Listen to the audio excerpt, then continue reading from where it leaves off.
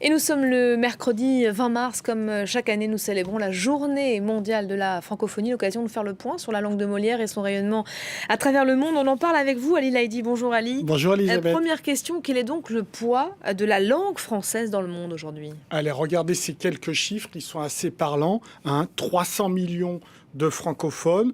L'Organisation internationale de la francophonie regroupe 88 États et gouvernements.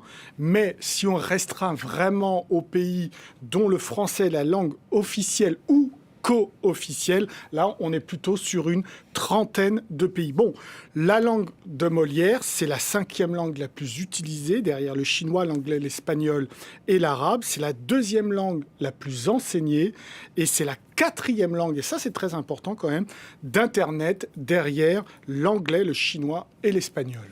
Quel est donc le poids économique alors du français dans le monde ? Alors, sur ce poids-là, il faut un petit peu élargir le spectre, là, sur ce qu'on appelle l'espace francophone.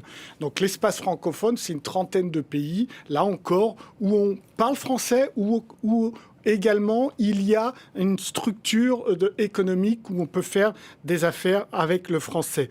Donc, c'est 540 millions d'habitants, donc de potentiels consommateurs.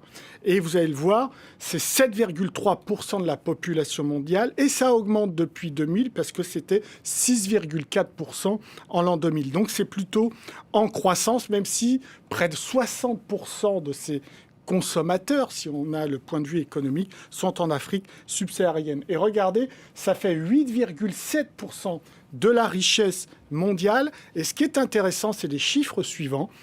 Donc ce chiffre d'affaires, 8,7% de la richesse mondiale, est fait à 90% dans les pays du Nord, à 6% dans le Maghreb et à 4% dans l'Afrique subsaharienne. Ça veut dire quoi ? Ça veut dire que les relais de croissance pour la francophonie économique se trouvent au Maghreb et en Afrique subsaharienne.